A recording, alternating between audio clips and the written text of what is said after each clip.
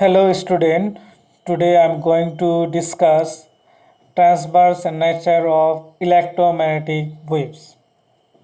According to Maxwell, electromagnetic waves consist of time-varying electric and magnetic fields are mutually perpendicular to each other as well as the direction of the propagation of the wave.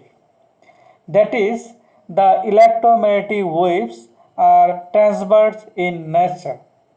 Now we are going to prove transverse nature of electromagnetic waves.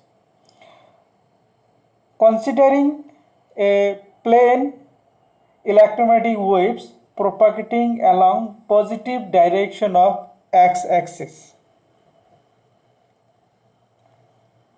and a rectangular parallelepiped OA, BC, DE, FG placed with its edges parallel to the three coordinates axes as shown in figure.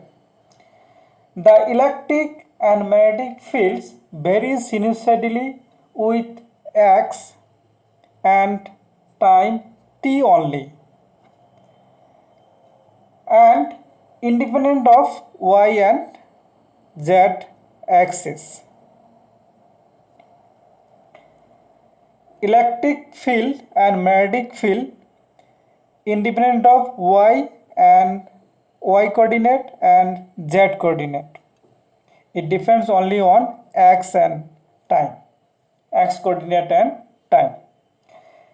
According to Gauss's law, as the parallelepiped does not enclose any charge, the total electric flux across it must be zero. As we know, according to Gauss's theorem, closed integration of E dot ds equal to q by epsilon naught. Since this parallelepiped does not enclose any charge, that is q equal to 0. Therefore, E dot ds, integration of E dot ds equal to 0. So total electric flux crossing through this parallelepiped is 0. Now we are going to write separately electric flux crossing through these 6 phases are given by E dot ds equal to 0. So electric flux crossing first phases say A, B, C, D. Integration of E dot ds A, B, C, D, and opposite phase of A, B, C, D is O, E, F, G. So electric flux crossing through these phases, through this phase E dot ds phase is O, E, F, G.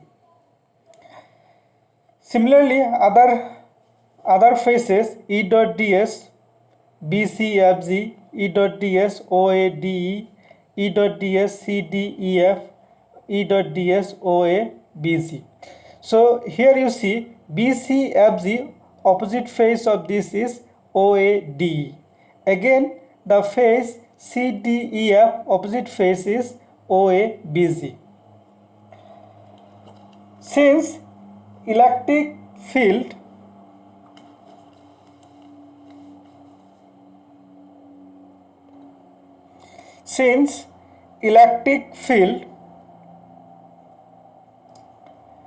E does not depend on y and z coordinates, therefore the contribution to the total electric flux coming from the phases normal to y and z axis cancel out in pairs.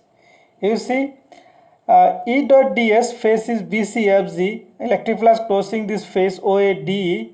These two are opposite in pairs and they cancel each other. Similarly, E dot ds phase is CDEF, E dot ds OABG. This also opposite in phase cancel each other. So therefore, from equation 1, so these two phases electric flux 0, these two phases electric flux 0. They are opposite, so they cancel each other. Hence equation 1 becomes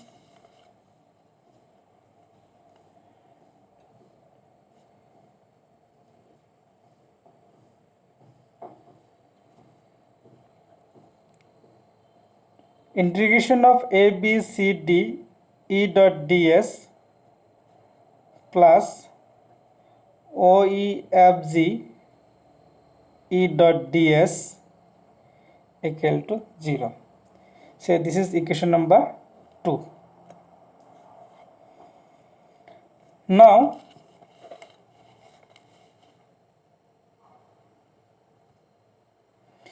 integration of E dot ds ABCD here we are taking only x component of electric field, so Ex ds cos of 0 degree. Since Ex is parallel to ds, angle is 0 degree, and after integration we will get Ex s. Integration of ds faces ABCD is S. It is the area of the face ABCD. Area of the face ABCD. And integration of E dot ds face is OEFG. Here we are taking X dash Ex dash component of electric field who is coursing through this phase OEFG ds cos of 180 degree, opposite phase, so angle is 180 degree.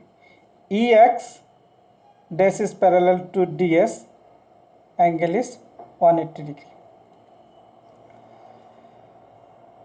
Therefore cos of 180 degree is minus 1, so here minus Ex dash integration of ds minus Ex dash integration of ds is s, to the surface area of the face OEFG. OEFG S, surface area of face OEFG. Now we are putting this value, integration of E dot ds equal to Ex s and Ex dash minus Ex dash s in equation number 2. Hence equation 2 becomes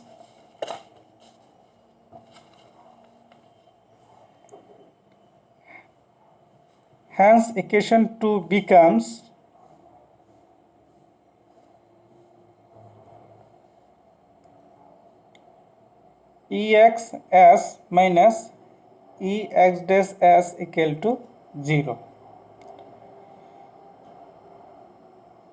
S common, Ex minus Ex dash 0. That is Ex equal to Ex dash.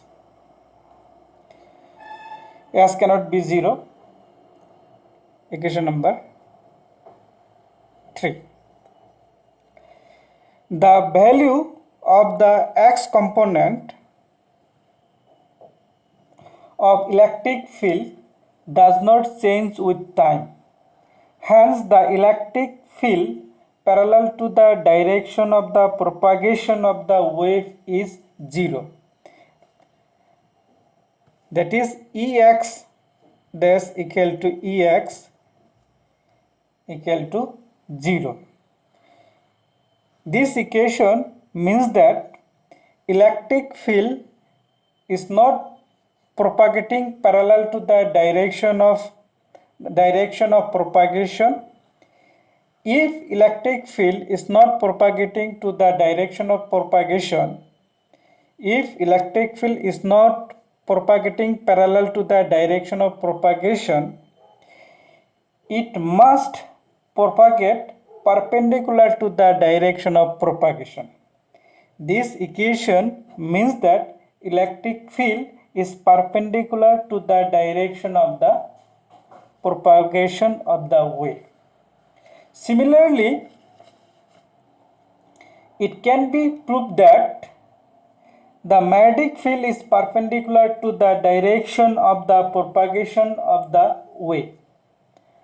Since both electric and magnetic field are perpendicular to the direction of the propagation of the wave, hence electromagnetic wave is transverse in nature.